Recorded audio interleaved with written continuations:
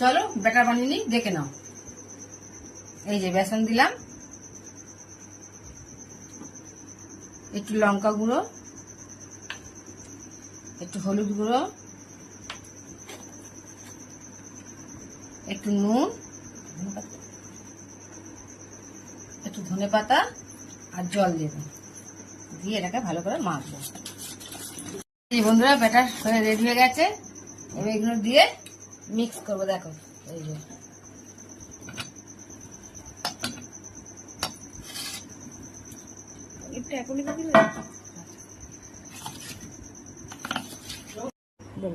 এই যে মিক্স করে নিয়েছি, এবার কাঠিতে ভরবো।